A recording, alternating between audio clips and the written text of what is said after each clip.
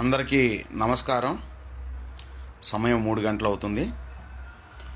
నేను లైవ్లోకి రావడానికి గల కారణాలు ఏంటంటే, వృత్తిరీత్యా నేను కొంచెం బిజీ అవ్వటం వల్ల ఈ సోషల్ మీడియా అకౌంట్ని రన్ చేసే సమయం లేకుండా పోయింది. అలాగే మా మిత్రులైనటువంటి కొందరికి ఉద్యోగాలు రావడం, వారు కూడా సమయం కేటాయించలేమన్నయ్య, ఇంకా సమయం ఉన్నప్పుడు స్పందించే విధంగా ఏదన్నా చూద్దాం తప్ప ఈ అకౌంట్స్ వద్దులే, వీలైతే ఎవరికన్నా రన్ చేస్తానంటే మంచి వాళ్ళని చూసి వారికి ఇవ్వు. ఎందుకంటే మన టీంలో పనిచేసిన మనకు సమాచారం ఇచ్చే వాళ్ళలో కొందరు నీతి నిజాయితీతో కలిగిన వాళ్ళు ఉన్నారు. వారు నిస్వార్థంగా చేస్తారు, ఎటువంటి తప్పు చేయరు అనే అటువంటి వ్యక్తుల్ని చూసి ఇచ్చేసాయని చెప్పడం జరిగింది. ఆ దిశగానే రాత్రి కూడా ఒక పోస్ట్ పెట్టాం.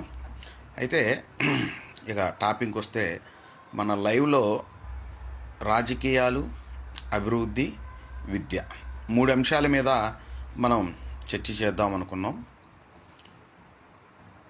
రాజకీయాలు ఎలా ఉన్నాయంటే, వార్డు మెంబర్కి రిజర్వేషన్ ఉంటుంది, ఎమ్మెల్యేకి రిజర్వేషన్ ఉంటుంది, మండల ప్రెసిడెంటు, పంచాయతీ ప్రెసిడెంటు, జిల్లా చైర్మన్తో సహా అన్ని చోట్ల రిజర్వేషన్లు ఉన్నాయి. మరి ముఖ్యమంత్రి పదవికి, ప్రధానమంత్రి పదవికి రిజర్వేషన్ ఎందుకు కల్పించలేదు? ఈ రిజర్వేషన్ల కోసం పోరాటం చేస్తున్న వారు ఈ యొక్క అంశాన్ని ఎందుకు నిలదీయలేరు? ఆంధ్రప్రదేశ్లో ఎన్నో కులాలు ఉన్నాయి, ఎంతోమంది ఉన్నారు. ఇప్పటివరకు ముఖ్యమంత్రులుగా చేసింది ఎంతమంది, ఎన్ని కులాలు, ఎన్ని వర్గాల వారు? ఈ కోణంలో మరి ఈ కుల సంఘాలు ఎందుకు ఫైట్ చేయవన్నది మరి నాకు అర్థం కానటువంటి విషయం. అసలు రాజకీయం ఎంత దారుణంగా తయారైందంటే, 2014 తర్వాత జగన్మోహన్ రెడ్డి 3 లక్షల కోట్లు అవినీతి చేసింది టీడీపీ ప్రభుత్వాన్ని పుస్తకం ప్రింట్ చేశాడు. 2019 తర్వాత జగన్మోహన్ రెడ్డి ఇన్ని లక్షల కోట్ల అవినీతి చేశాడు, అప్పులు చేశాడు అని ప్రచారం చేసిన టీడీపీ వీళ్ళు చేసిన అప్పులు కానీ అవినీతి కానీ ఏదైనా కానీ సగటు ఓటరు ప్రతి ఒక్కరూ తమ కష్టాన్ని రక్తాన్ని చెమటగా మార్చి కడుతున్నటువంటి ట్యాక్సులే. మనం కట్టే ట్యాక్సులు చాలా దారుణం. 100 రూపాయలు కష్టపడి సంపాదిస్తే ప్రభుత్వానికి ఏ రకంగా అన్నా కానీ, తినే వస్తువు కావచ్చు, తాగే నీరు కావచ్చు, టీ, కాఫీ, సిగరెట్, మందు ఏదైనా సరే అన్ని రకాలుగా లాస్ట్కి ఇన్కమ్ ట్యాక్స్, ఇంటి పన్ను, కరెంటు పన్ను, రోడ్డు పన్ను, వీధి పన్ను, బస్సు ఛార్జీల మీద వేసే పన్ను, అన్ని పన్నులు కలిపితే సుమారుగా 60 నుంచి 70 రూపాయలు ప్రభుత్వానికి కడతాం. 60 నుంచి 70 రూపాయలు ప్రభుత్వానికి కడతాం. మరి అటువంటి ట్యాక్సులు కడుతున్నప్పటికీ కూడా మరి ఏదన్నా విపత్తు వస్తే డబ్బు సహాయం చేయండి, పేదలు ఆదుకోండి అనే మాట వస్తుంది. సరే, అది అభివృద్ధిలోకి వెళ్దాం. ఇప్పుడు రాజకీయాలు, అంత ఘోరంగా ఉన్నటువంటి రాజకీయాలు, ఏ పదవులు రిజర్వేషన్ కావాలి అన్న దాని మీద మాత్రం ఎవరు పోరాటం చేయరు. వారు ఏంటంటే అల్ప సంతోషులు అనమాట. మాకేదో ఒక ఎమ్మెల్యే అయితే చాలు, నేను ఒక మంత్రిని అయితే చాలు అనే. కానీ అసలు రాజ్యాంగబద్ధంగా ఒక రాజ్యాంగ నిర్మాణం చేసినప్పుడు ఇన్ని చోట్ల ఉద్యోగాల్లో కానీ అన్నిట్లో రిజర్వేషన్ ఇచ్చినప్పుడు ఈ ముఖ్యమంత్రి పదవికి, ప్రధానమంత్రి పదవికి రిజర్వేషన్ ఎందుకు ఇవ్వలేదు, ఎందుకు కల్పించలేదు అన్నది మాత్రం అంతుపట్టని ఒక ప్రశ్న. ఇక రాజకీయాలు, గతసారి నేను ఒక పంచాయతీకి వెళ్ళాను. ఆ పంచాయతీ ఎస్సీ రిజర్వేషన్ అయింది. ఎస్సీ రిజర్వేషన్ అయితే ఆ ఊరు మొత్తం మీద ఉన్నది ఒకటే కుటుంబం. అదృష్టం ఏంటంటే మంగళగిరి దగ్గరలో ఉంది ఆ పంచాయతీ. ఒకటే కుటుంబం. ఆ ఒక కుటుంబంలో మరి 2 పార్టీలు వచ్చినాయి. భార్యను ఒక పార్టీలో పోటీ చేశారు, భర్తను ఒక పార్టీలో పెట్టారు. అంటే రాజకీయాలు ఒక కుటుంబాన్ని, ఒక భార్య భర్తలు విమర్శించుకునే పరిస్థితికి తీసుకొచ్చినాయి.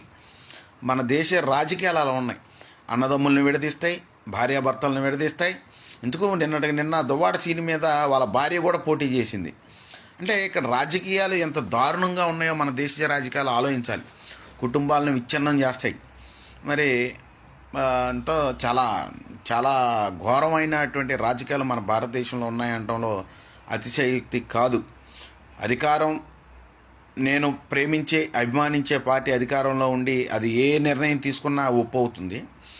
నేను అభిమానించినటువంటి పార్టీ ఏ మంచి చేసినా అది చెడు అవుతుంది. దాని మీద విమర్శలు చేయడమే లక్ష్యంగా కొంతమంది ఉన్నారు. ఇటువంటి పిచ్చి వాళ్ళను చూసి ఈ రాజకీయ పార్టీలు కూడా అలానే తయారు చేసాయి.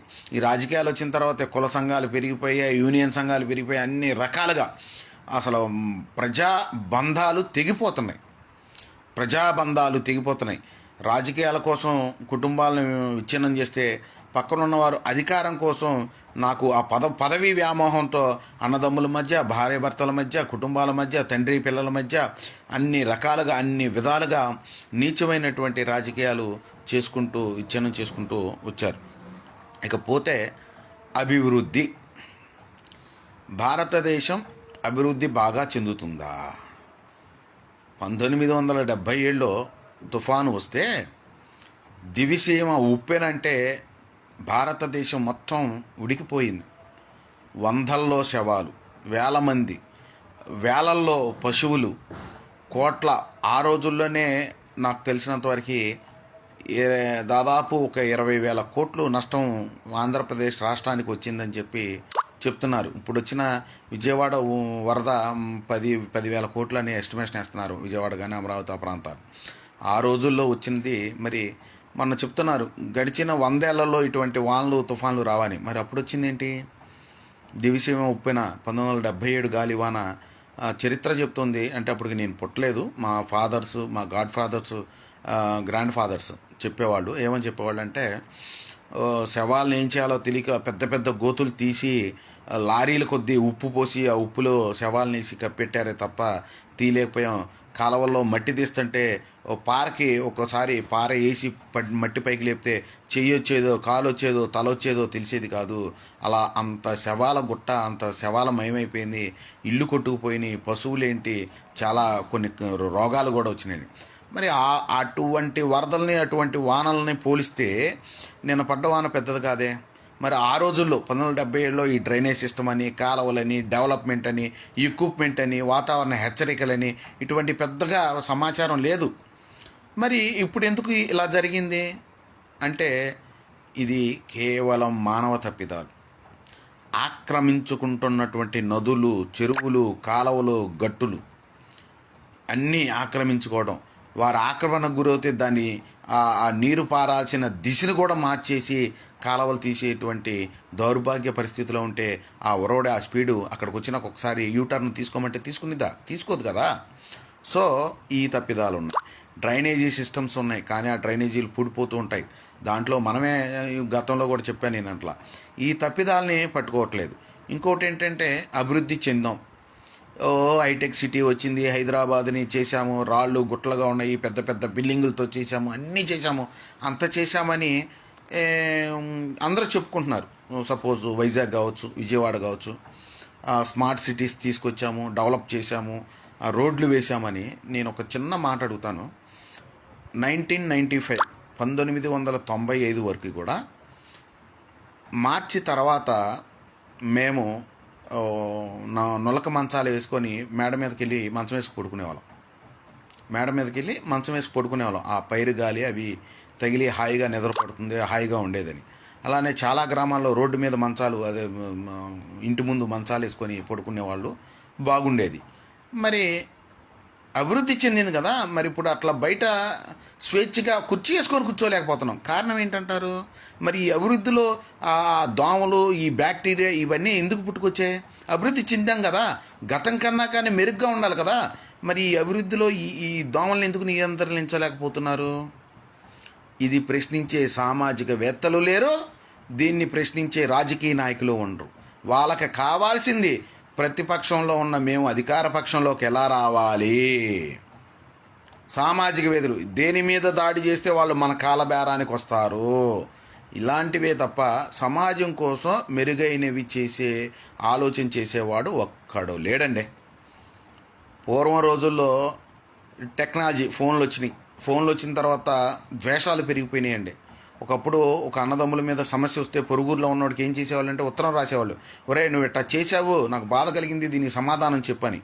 ఈ ఉత్తరం వెళ్ళి వాడు రిప్లై వచ్చేలోపు వీడు కోపం సగం చల్లారిపోయి పానీలే నా తమ్ముడాక ఏదో సచ్చాడులే అనుకునేవాళ్ళు. ఇప్పుడు అలా కాదు, ఫోన్ వచ్చింది, లైవ్ వీడియోలు వచ్చినాయి, ఫోన్ చేస్తున్నారు, కోపం అది నిజమా వాస్తవా తెలుసుకునే ఓపిక లేదు. ఎవడో ఏదో చెప్పంగానే ఏమంటే ఫోన్లు చేయడం, గడ గడ గడ గడ తిట్టేయడం. బంధాలు తెగిపోయి నీ ఫోన్లు వచ్చినాక. ఇంకో పెద్ద దరిద్రం ఏంటంటే అసలు సెల్ ఫోన్లు టెక్నాలజీ అభివృద్ధి అని చెప్పుకుంటున్న వీళ్ళు వచ్చిన తర్వాత ఒక మెసేజ్ ఒక దొంగోడు పంపిస్తే ఆ మెసేజ్ నొక్కితే బ్యాంకుల అకౌంట్లో డబ్బులు పోతున్నాయి. ఒకప్పుడు ఇళ్లలో ఉంటే దొంగలు వచ్చి దోచుకునేవాళ్ళు, ఇప్పుడు ఇళ్లలో కాదు. అప్పుడు దొంగలు దోచుకుంటుంటే బ్యాంకుల్లో డబ్బులు నగలు పెట్టుకుంటారా భద్రంగా ఉంటాయి అనేవాళ్ళు. ఇప్పుడు బ్యాంకుల్లో ఉన్నాయి కూడా పోతున్నాయి. ఇప్పుడు అదంటే అభివృద్ధి ఇది, దీన్ని కూడా అభివృద్ధిలో భాగంగానే చెప్పుకోవాలా. మెసేజ్ వస్తే ఆ మెసేజ్ పెడితే ఆ మెసేజ్ ఓకే చేయగానే అకౌంట్లో డబ్బులు పోతున్నాయి. అంటే దొంగతనాలు ఎలా అంటే దొంగతనాలు అభివృద్ధి చేశారు. అభివృద్ధిలో భాగంగా దొంగతనాలను కూడా అభివృద్ధి చేశారు. స్కాములని, కుంభకోణాలని, ఈ నెట్ అని, లేకపోతే ఫోన్లు హ్యాకింగ్ అని, ఏం చేస్తున్నాడు, ఎవరితో మాట్లాడుతున్నాడు, ఏంటి ఈ హ్యాకింగ్లని, ఇవన్నీ టెక్నాలజీ. మానవ హక్కులు అంటారు కదా, మానవ హక్కులు బోల్డ్ ఉన్నాయి, వాక్ స్వాతంత్రం అనేవని ఇవని. మరి ఈ మానవ హక్కుల్లో భాగంగా మరి ఎదుటి వాళ్ళ ఫోన్ని హ్యాక్ చేయడం అనేది, మరి దీని మీద ఏం చేస్తున్నారు? ఇవన్నీ ఏంటి సంబంధాలు? ఈ టెక్నాలజీ, ఈ అభివృద్ధి అన్నది మానవ సంబంధాలను పెంచిందా తగ్గించిందా? మరి కమ్యూనికేషన్ అయితే పెంచిందని చెప్తాం, అదే కమ్యూనికేషను నష్టాన్ని కూడా చేకూరుస్తూ వచ్చింది. దీనివల్ల ఉపయోగం ఎంత ఉన్నప్పటికీ కూడా నష్టం కూడా అపారంగా ఉంది. కొంతమంది అకౌంట్లో డబ్బులు పోయి హాస్పిటల్కి వెళ్ళే పరిస్థితి లేక ప్రాణాలు కోల్పోయిన వాళ్ళు ఉన్నారు. చాలా చాలా ఉన్నాయి. ఇవేమి వెలుగులోకి రావు, ఇవేమీ రావు. అభివృద్ధి చేసాం, ఏదే 4 సిమెంట్ రోడ్లు వేసి 2 డ్రైనేజీలు వెళితే అభివృద్ధేనా? రోగాలమయమవుతున్న జనాన్ని ఆ రోగాల బారి పడకుండా చేయడం అభివృద్ధి. పేషెంట్లను తగ్గించడం అభివృద్ధి. నిజమైన అభివృద్ధి అంటే కల్తీ ఆహారం లేకుండా పౌష్టిక ఆహారం అందించేయడం నిజమైన అభివృద్ధి. యూరియాలేసి, గుళికలేసి, విషాన్ని ఆహారంగా అందిస్తూ అభివృద్ధి చేసాం. 30 బస్తాలు పండాల్సిన ధాన్యాన్ని 40 బస్తాలకు తీసుకొచ్చాం. 20 బస్తాలు పండాల్సిన వేరుశనక్కాయల్ని 30 బస్తాలు పండించాం. ఇది అభివృద్ధి కాదు. మనిషిని జీవత్వాన్ని చేసి, బోన్స్ డెన్సిటీని తగ్గించి, మెదడులో శక్తిని తగ్గించేసి, నరాల బలహీతను పెంచేటువంటి ఈ కెమికల్స్ని వాడి పండించేది అభివృద్ధి ఎలా అవుతుందో ఒకసారి ఆలోచించాలి. అంటే మనుషులు మారాలి, వ్యవసాయ ఉత్పత్తులు పెరగాలి, శ్రమ చేసేవాళ్ళు ఉండాలి. మనం ఎప్పుడో చెప్పాం, ఊరు బయట మల విసర్జన చేయడం మూర్ఖత్వం, అది అనాగరికత, అది అభివృద్ధి కాదు అని. అలా చేసినప్పుడు కూడా ఇన్ని జబ్బులు లేవేమో. ఈ మధ్య ఇంట్లోనే అటాచ్డ్ బాత్రూమ్స్ అన్నీ వచ్చిన తర్వాతే జబ్బులు పెరిగాయి, ఏసీల మధ్య. ఇవన్నీ కూడా అభివృద్ధి అని చెప్పుకుంటున్నారు అంటే నాకు చాలా బాధగా ఉంటుంది. ఇక కొన్ని ఇంకా అభివృద్ధి గురించి చెప్పాలంటే చాలా ఉన్నాయి, చాలా నష్టాలు ఉన్నాయి. మానవాళి అభివృద్ధి పేరుతో చాలా నాశనం చేశాయి. చెట్లు, అశోకుడు రోడ్డుకి ఇరువైపులా చెట్లు నాటించెను. అప్పట్లో కాలినడకని వెళ్ళేవాళ్ళు, ఎడ్ల బండిల మీద వెళ్ళేవాళ్ళు. వాటికి ఈ తగలకుండా ఉండటం కోసం చెట్లు నాటించి ఎంతో దూరపు ఆలోచనతో అశోకుడు చెట్లు నాటించాడు. మనవాళ్ళు రోడ్లు వేస్తున్నాం, అభివృద్ధి చేస్తున్నాం అని చెప్పి ఆ చెట్లు నరికేశారు. వందల వేల చరిత్ర ఉన్నటువంటి చెట్లను నరికేసి అభివృద్ధి అని చెప్తున్నారు. ఆక్సిజన్ లేదు. ఇప్పుడు ఢిల్లీలో ఆక్సిజన్ సెంటర్లు వచ్చినాయి. వాడు వారానికి ఒకసారి వెళ్ళి స్వచ్ఛమైన గాలి పీల్చుకోవడానికి డబ్బులు కట్టి మరీ ఆక్సిజన్ పీల్చుకుంటున్నాడు అక్కడ. ఎందుకంటే కారణం ఏంటంటే అభివృద్ధి పేరుతో రోడ్లు వేసేసి, సిమెంటు బిల్డింగ్లు, పెద్ద పెద్ద అపార్ట్మెంట్లు మొత్తం కట్టేసి అభివృద్ధి అని చెప్పుకున్నారు. మరి అడవి సంపద లేదు, గాలి తగ్గిపోయింది, అందుకనే ఆక్సిజన్ సెంటర్లు వచ్చినాయి. డబ్బు డబ్బు డబ్బు డబ్బు. ఇంకొకటి, నిన్న వరద బాధితుల కోసం సహాయం ఇవ్వండి, అందరూ పెద్ద మనసుతో రండి అని చెప్పి పిలుపునిస్తున్నారు. ప్రతి గవర్నమెంట్లో జరుగుతుంది అదే. రైతుల భూములు కూడా కార్పొరేటు వ్యవస్థలకి అప్పజెప్పి అభివృద్ధి పేరుతో తీసుకొని వాటి రిజిస్ట్రేషన్ కూడా ₹2 చేసేస్తుంది ప్రభుత్వాలు. ఇన్పుట్ సబ్సిడీలు ఇస్తుంది, అన్ని రకాలు ఇస్తుంది కార్పొరేట్ పరిశ్రమల్ని. ఒక్క వారం రోజులు తమ యొక్క కార్పొరేటు వ్యాపారుల ఆదాయాన్ని ప్రభుత్వానికి ఇవ్వండి అని ఎందుకు అడగరు? వాళ్ళు ఇస్తే సరిపోద్ది కదా. పేదవాడే ఇవ్వాలా, మధ్యతరగతి వాడు పేదవాడు ఇవ్వాలా. ఉద్యోగస్తులు, రాజకీయ నాయకులు ఉన్నారు. ఒక నెల జీతం ఒక్కొక్క ఎమ్మెల్యే 1,50,000 ఉంటుంది, హెచ్ఆర్ ఉంటుంది, ఫోన్ బిల్ ఉంటుంది. మరి వీళ్ళందరూ ఒక నెల జీతాన్ని వెచ్చించవచ్చు కదా. డాక్టర్లు ఇవ్వాలి, వ్యాపారస్తులు ఇవ్వాలి, వంట చేసుకునేవాడు ఇవ్వాలి, ఇట్లా రకరకాలుగా మీకు తోచిన సహాయం చేయండి.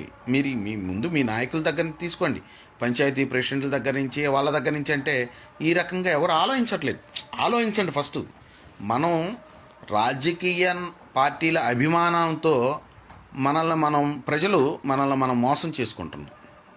వాళ్ళందరూ బాగానే ఉన్నారు, వాళ్ళందరూ ఏసీ కార్లో ఉంటారు, 10 నుంచి 100 మంది సెక్యూరిటీ అధికారుల మధ్య వాళ్ళ ప్రాణాలు కాపాడుతా టైం టు టైం. వాళ్ళు వరదల్లో తిరిగినా ఎక్కడ తిరిగినా టైం టు టైం ఆహారం, బిస్కెట్లు, మందులు, ట్యాబ్లెట్లు వాళ్ళు వేసుకోవాల్సిన అన్నీ సమకాలంలో జరిగిపోతుంటాయి. కానీ మనకి జరగవు. మనం టయానికి తింటామో లేదో, పని మీద ఉన్నాం, ఈ పని అయిపోయినాక తిందామని అనుకుంటుంటాం. మనకు పని ముఖ్యం. ఇట్లా చాలా ఉంటాయి, చాలా సందర్భాలు ఉన్నాయి. అంటే రాజకీయ నాయకులు అందరూ చెడ్డవారని నేను అన్ను, అలానే అందరూ మంచివారని కూడా అన్ను. సో ముందు ప్రజలు మారాలి, ఓటుకు నోటు తీసుకోవడం మానేయాలి, అభివృద్ధికి కావాల్సినటువంటి అవసరాలు ఏంటని గుర్తించి ఇవి మీరు ఎందుకు చేయరని ప్రభుత్వాలు నిలదీయాలి.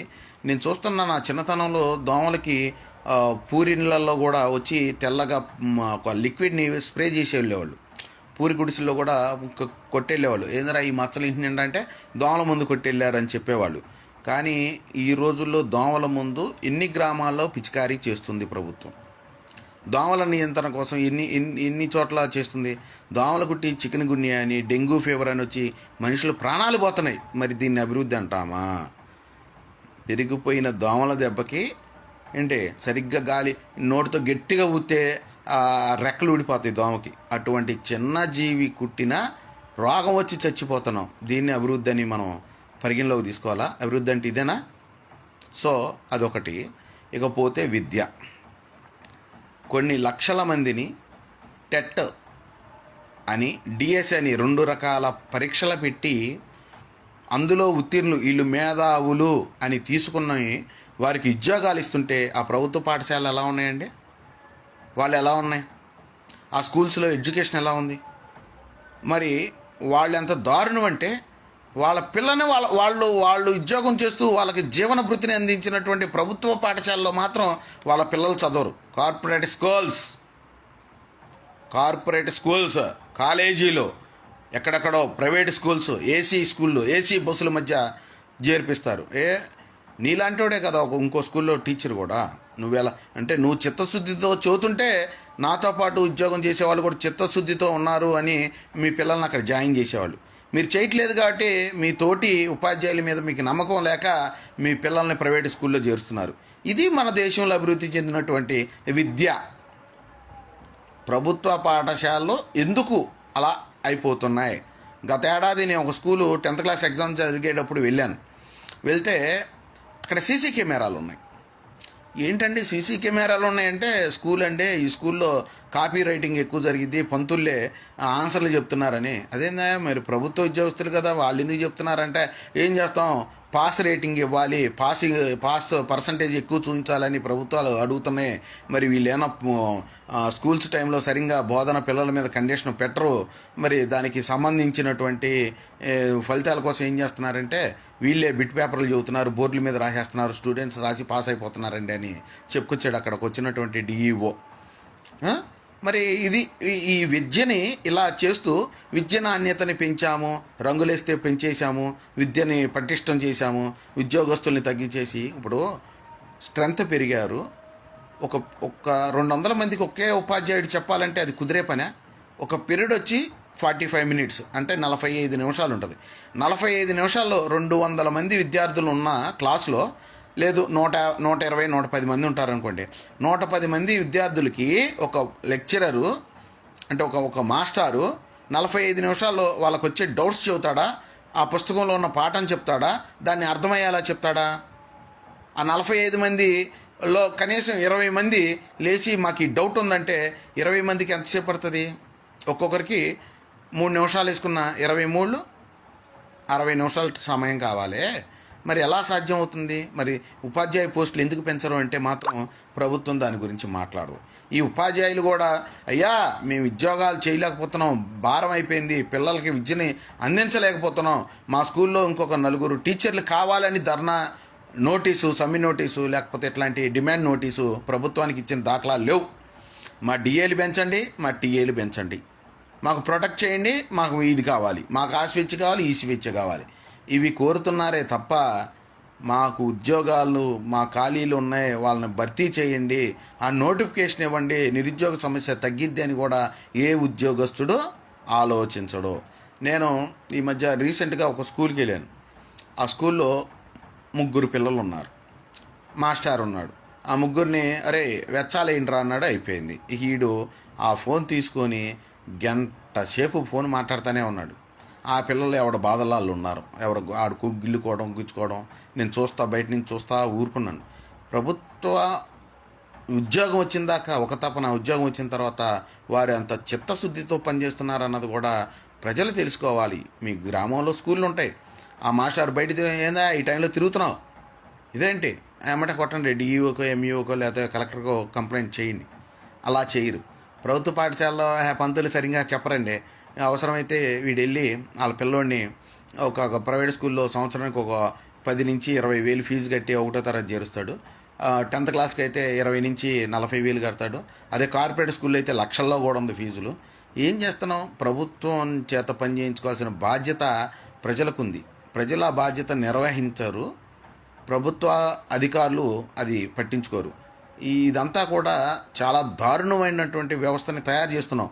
దానికి కారణం ఏంటంటే పోరాటం చేసేటువంటి యువత ఏదైతే ఉందో ఆ యువత టీడీపీ అని, వైసీపీ అని, జనసేన అని, కాంగ్రెస్ అని, బీజేపీ అని, టీఆర్ఎస్ అని రకరకాల పార్టీ, కుల, మత, వర్గ పిచ్చిలో పడిపోయి వాళ్ళ తరపున ఎదుటోడి మీద తిట్టుకుంటూనో అరుచుకుంటూనో కామెంట్లు పెడతా, పోస్టులు పెట్టుకుంటా, వాడు చేసింది తప్పు, మేము చేసింది రైట్ అని చెప్పి ఈ సమయాన్ని కేటాయిస్తున్నారే తప్ప ప్రజలు మనం ట్యాక్స్ కడుతున్నాం, మన డబ్బుతో ఈ నాయకులు తింటున్నారు, ఈ నాయకులకి వాహనాలు ఇస్తున్నారు, వీరికి మనం ఎందుకు పనిచేయాలి, వారు మనకు వచ్చి ఏం చేస్తున్నారు, మన ట్యాక్స్ డబ్బులతో ఎంత అవినీతి జరుగుతుంది అన్నది ఆలోచించండి. ఒక గొప్ప విషయం చెప్తా అండి.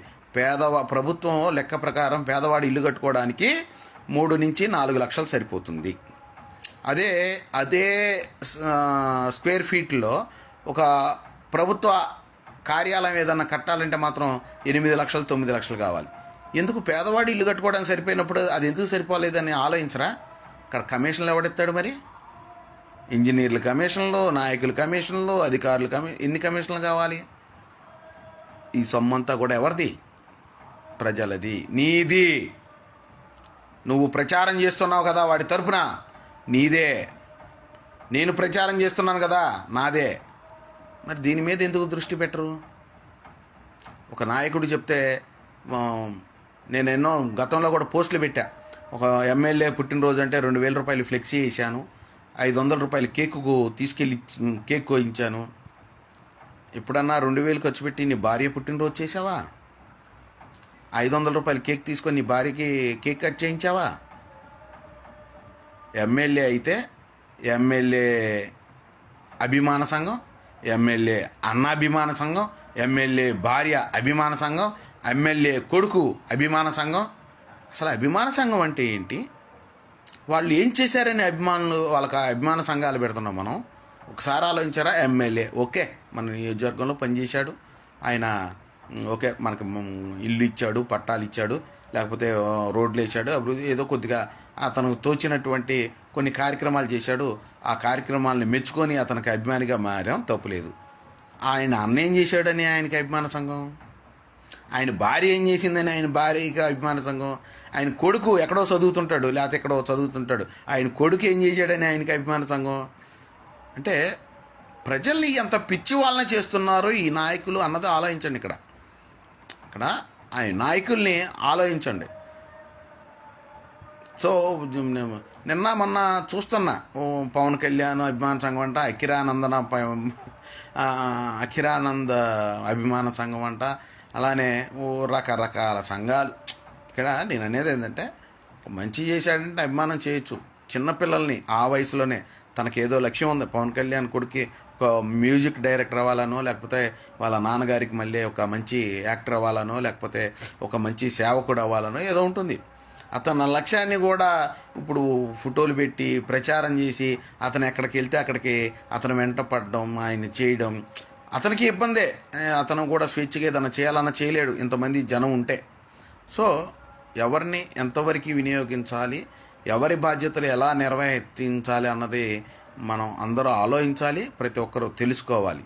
సో ఆలోచించుకోండి, అభివృద్ధి అంటే ఏమిటి, రాజకీయాలు ఏమిటి, మన విద్యా వ్యవస్థ ఎలా ఉంది, ఏంటి, వీటిలో మార్పుల కోసం సోషల్ మీడియాలని వినియోగించండి.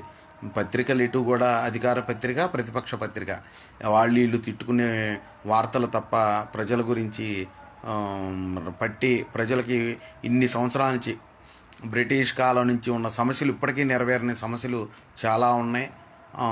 అవి ఆ పత్రికలు రాయివి ఏమి రావు. సపోజ్ పత్రికల దౌర్భాగ్యం ఎలా ఉంది అంటే ఒక ఒక 100 సంవత్సరాలు నిండిన వంతెన మీద బస్సు వెళ్తూ కూలిపోయి ఒక 60 మంది చచ్చిపోయారు. ఆ వరుసగా 10 రోజులు ఏముంటాయంటే అటువంటి వంతులు రాష్ట్రంలో ఎన్ని ఉన్నాయి అన్నది రాసేస్తుంది. 10 రోజుల తర్వాత మళ్ళీ ఇంకొక వంతెన కూలి, ఇంకో బస్సు కూలి, ఒక ఆ కారో ఆటోనో కూలి అందులో పడిపోయి చచ్చిపోయిన దాకా మళ్ళీ ఇంకా వంతుల గురించి పట్టించుకోదు. మీడియా అట తయారైంది. సపోజు మొన్నటి వరకు కలకత్తా డాక్టర్పై దాడి అయిపోయింది. వరదలు, విజయవాడ వరదలు, సహాయక చర్యలు, చంద్రబాబు పర్యటన, జగన్మోహన్ రెడ్డి ఓదార్పు వీటి మీద పడింది. ఆ మహిళ ఏమైంది ఏంటి, ఏమీ లేదు. నిన్న రాజోల్లో కూడా ఒక 70 ఏళ్ళ ముసలోడు మన అమలాపురం జిల్లా రాజోల్లో, అదే బిఆర్ అంబేద్కర్ అమలాపురం జిల్లా రాజోల్లో 70 ఏళ్ళ ముసలోడు 9 ఏళ్ళ పాప మీద అత్యాచారం చేశాడు. ఇది కనపడదు వీడికి, ఈ మీడియాకి అది కూడా కనపడదు. దాని మీద ఒక స్టోరీ రాయడు, లేకపోతే అతను ఏమైంది ఏంటన్నది కూడా రాయడు.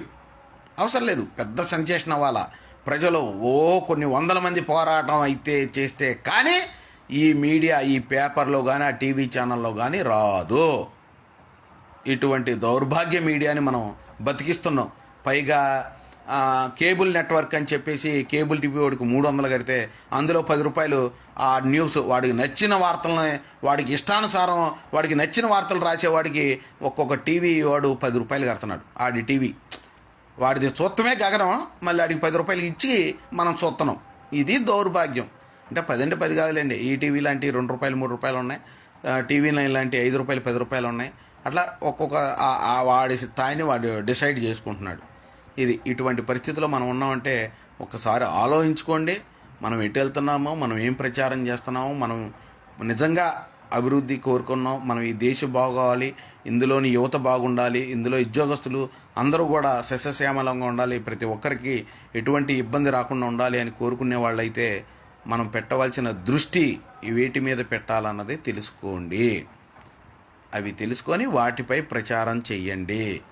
కులాని కోసమో, మతం కోసమో, ఒక రాజకీయ పార్టీ కోసమో పని చేస్తే చివరికి నువ్వు ఎందుకు పనికి రాకుండా పోతావు. జై హింద్. ఇందులో ఏమైనా తప్పుగా మాట్లాడుంటే క్షమించండి. ఒకవేళ మీకు అర్థం కాకపోతే నా నెంబర్కి ఫోన్ చేసి అడగండి, అర్థమయ్యేలా చెప్తాను.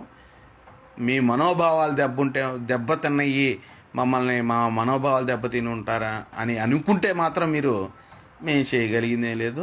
ఇంక ఇటువంటి వాళ్ళని మార్చడం టైం వేస్ట్ అనిపించింది, అంతకుమించి ఏం లేదు. జై హింద్, జై హింద్.